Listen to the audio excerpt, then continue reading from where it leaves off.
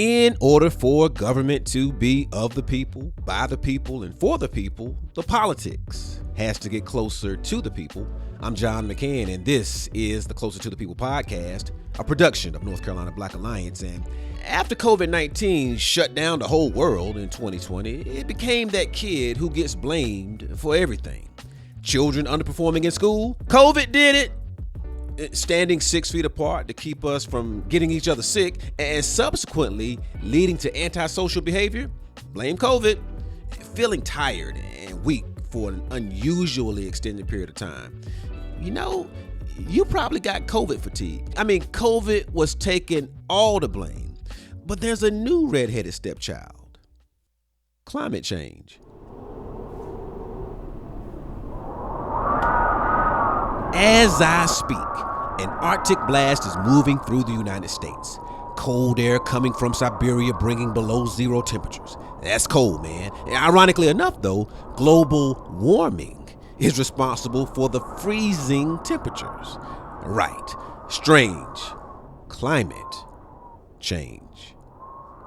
Poor climate change. I mean, good for COVID-19. The virus is still around, but seems to have fewer fingers pointing at it. Climate change is taking all the heat, taking all the cold. Man, I don't know. All I know is Hurricane Helene and all of its destructive flood water, blame climate change.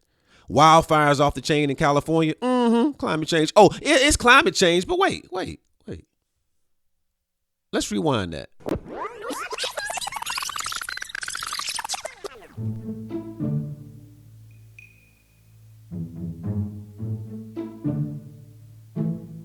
Climate change isn't out here all by itself on an island of melting polar ice caps. Sure, there are natural causes for climate change or global warming. For example, when volcanoes erupt, they release carbon dioxide into the atmosphere. Carbon dioxide causes the Earth to heat up. Global warming. But scientists say volcanoes ain't got nothing on the amount of carbon dioxide we're putting into the air when we, say, crank up our vehicles to go grab a burger. Now, those burgers come from cows that pass gas. Those are some powerful poots. They release methane, which is a greenhouse gas. Greenhouse gases trap heat in the atmosphere and lead to global warming. Carbon dioxide is a greenhouse gas, but methane is a more damaging greenhouse gas, 28 times more powerful than carbon dioxide. And that's according to the U.S. Environmental Protection Agency. And yet, we keep cranking up cars to go get hamburgers. In other words, we too are red-headed stepchildren. We're a big part of the problem. Well, the most important thing is this, is that we're fighting for people in our communities to live longer. That's our job. We want our mamas to live longer, our daddies to live longer, Uncle Louie, Aunt Betty, we want them to live longer, life expectancy. And to do that, we have to ensure that our environment is healthy, our water is clean, and our air is clean. That's the most important things. And that means that when our people are living next to the coal-fired power plant, or here in North Carolina, they're living next to the hog farms and the runoffs, or they have situations where they have the recycling is not being done correctly, or it's a farce in many cases.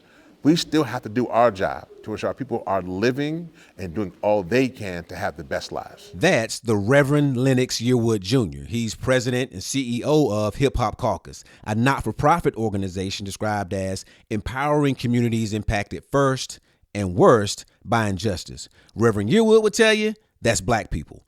Thought leaders who shared space with him at an environmental injustice summit say similarly. And don't miss what I said, not environmental justice, environmental injustice. The grounded injustice, rooted in wellness, environmental injustice in healthcare summit mid-January 2025 in Rocky Mount, North Carolina, was an annual gathering organized by North Carolina Black Alliance. Reverend Yearwood was one of the keynote speakers. This is a moment when our people are trying to survive, and our people are being killed, and they don't even know why they're being killed. I literally have come from a church from last year, and at the church, they had a cancer ministry. They were next to a DuPont facility. Instead of getting rid of DuPont, they were then figuring out how to send flowers and bereavement to parishioners who were dying.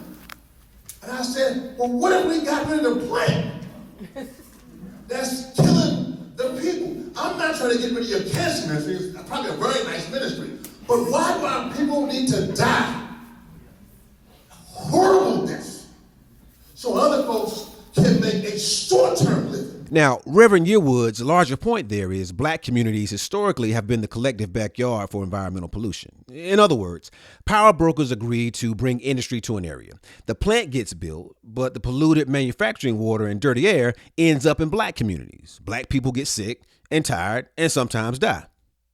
Jan Perry, who's with the West Greenville Health Council in Greenville, North Carolina, knows a little something about that. She's not a thought leader in this regard, but she's certainly thoughtful and cared enough to come to the summit where she was able to get some language and understanding about stuff that's been going on where she lives. In Greenville, we're looking at the airport and the big planes flying over West Greenville, landing. The takeoff may not be so bad, but it's the landing. And some of the families in West Greenville complain. It's like, man, those planes sure are close to our house. And so that makes me think, there's some jet fuel around somewhere. We do have some groups in Greenville who have pushed back with this, the data farm. They tried to bring a data farm to Greenville, and of course they were going to put it near the predominantly black neighborhood. So Coalition Against Racism were at the front of that fight and pushed back. So it's pushed back for now. Now it's all these convenience stores coming like north of the river, and there's just a lot of there's more convenience stores north of the river. There's no maybe one retail store and one grocery store, 2 grocery stores. And the residents in that area north of the river are pushing back. All right, Miss Jan mentioned data farms, or data centers they're sometimes called, which are these big old buildings containing computer servers and other equipment to process and store data for all of the streaming and Googling we like to do, and all of the photos we save to the cloud, that ChatGPT we're using. It's making life real convenient right about now. It takes electricity to do all of that. It takes more electricity to keep those systems cool and running smoothly, so we're not out here complaining because the smart TV is glitchy while we're waiting to see if Drake is going to run out there on the field when Kendrick Lamar's performing during the Super Bowl. But see, keeping things cool in the computer rooms is more and more turning the atmosphere into a sauna. Much of the electricity to run and cool data farms is coming from burning fossil fuels, and that's adding more carbon dioxide to the atmosphere and heating it up even more. It's enough to make you wonder whether artificial intelligence is really that smart of an idea. I mean, we talk about AI taking jobs. Shoot, probably should start thinking in terms of AI taking our breath. Miss Jan brought up convenience stores. They're bad because those places sell a lot of unhealthy, cheap, processed foods that contribute to poor health. And sure, Miss Jan came to the summit already knowing there are all manner of potato chips in those convenience stores, as opposed to grocery stores and supermarkets with better options like fresh fruit. But the experts at the summit helped Miss Jan connect the dots and understand that convenience stores concentrated in black communities actually is a matter of environmental injustice. She needed that framing, and it's something she can take back to her community, her black community. Here's Reverend Yearwood. The stereotype that climate change, environmental justice is not for communities of color is one that exists, but it's not real. And the reason for that is that there are groups who came in and they became environmentalists and they became conservationists, and that's true. But the issue is that the ones who are most impacted, the ones who are most vulnerable are our communities. So imagine this, flip it around. Imagine if years ago that other communities started dealing with police brutality.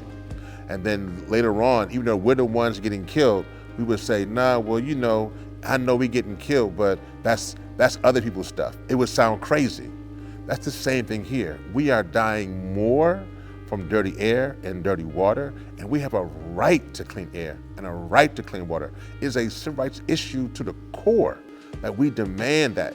So this is our issue because we're the ones dying and we're the ones being targeted. Our communities, our zip codes are actually being targeted by industry to harm us. That's why it's our issue, and we have to make sure that we're at the forefront of this process. I mean, tree huggers, black people hug trees too. And I happen to like granola, but here's the thing. I was into tofu and almond milk way before I really started to try it. Now listen, I said try, I'm still getting there. But before I even started to try to get my mind around climate change, I wasn't always a believer. Brandon Stafford is the environmental justice coordinator for North Carolina Black Alliance. I caught up with him at the summit. He says we can keep on fooling ourselves and not believe in climate change if we want to. Specifically with those who aren't believing, I think there's a few things that run with that. First, there's an accountability that comes with acknowledging that things are happening, because you have to be accountable for what your role has been and what your community role has been, both historically and currently. And then it also comes with an action that has to come with that, because once you're aware and you decide not to act, then you're complicit in how things are going, right?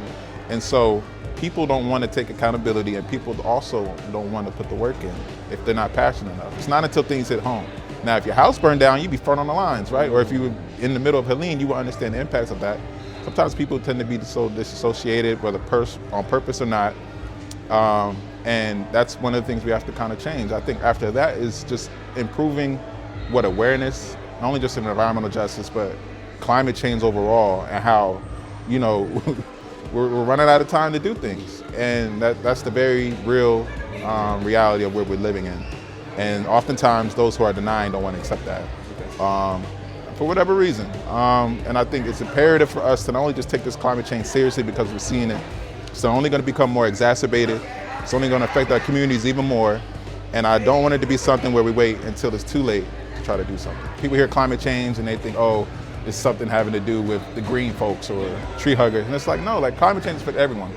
And the sooner we get that in our head, and the sooner we're able to not only do that, but then educate people who aren't aware, then we can start taking action on these are the things we need to do to help mitigate some of these factors. That old Brandon is a show enough teacher, ain't he? He even gave y'all homework. It all starts with self, educating self and then educating those around you.